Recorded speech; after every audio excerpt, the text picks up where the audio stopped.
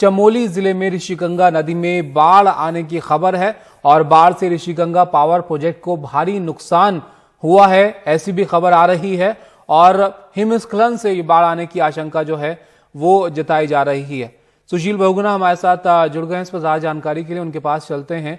सुशील जी बताइए, वहां पर क्या स्थिति है? लोगों के फंसे होने की भी खबर है, आशंका जताई जा रही है ऐसी, और कितना नुकसान इस पावर प्रोजेक्ट को होने की खबर आ रही है?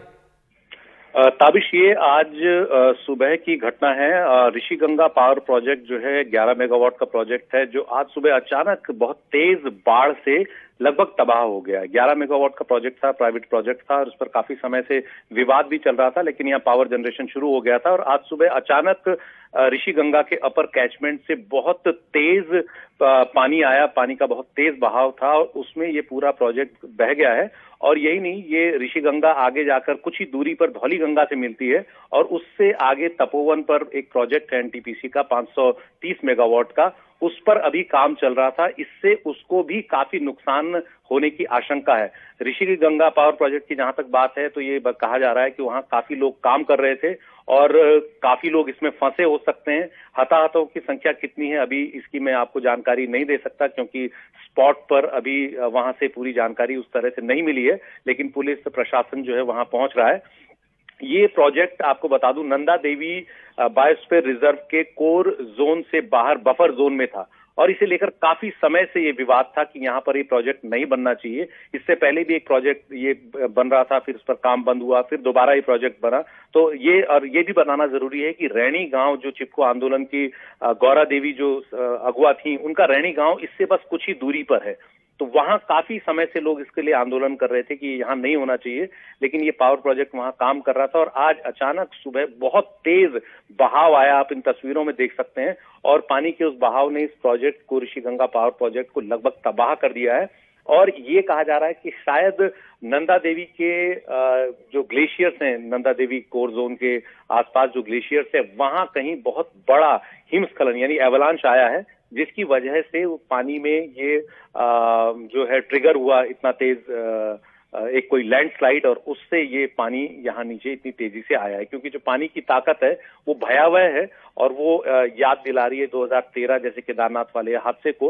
हालांकि इसमें हताहतों की संख्या वो नहीं होगी, लेकिन कुछ कुछ चीजें उसी दिशा में हैं। वही सब लापरवाहियां इसमें हुई हैं। इलाके के बारे में आपसे जानना चाहेंगे, क्या यहाँ पर आबादी है? कुछ लोगों को भी इसकी जद में आ सकते हैं क्या? ऐसी भी कोई खबर है वहां पर?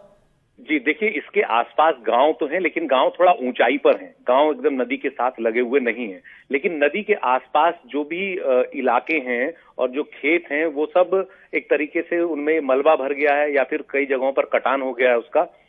और नीचे तपोवन जो है, तपोवन में जहां पर कॉफर डैम बन रहा था उसके आसपास पहले से ही काफी मलबा था, ऊपर से ये मलबा भी आ गया तो इसने काफी ज्यादा मलबा वहां पर बढ़ा दिया है। तो जो तपोवन पावर प्रोजेक्ट है उसको भी काफी नुकसान हो रहा है, उसमें भी काम चल ही रहा था। लेकिन ऋषिगंगा पावर प्रोजेक्ट जो काम कर रहा था वो पावर प्रोजेक्ट लगभग तबाह हो गया। अब हमको थोड़ा और जानकारियां चाहिए कि हताहत कितने हो सकते हैं, क्योंकि ये पावर प्रोजेक्ट दिन रात काम करता है। तो इसमें कितने लोग थे उस वक्त जो काम कर रहे हैं अंदर, क्योंकि आज सुबह की ही बात बताई जा रही है। आज सुबह लगभग 11 बजे के आसपास का है ये जो तस्वीरें आप देख रहे हैं।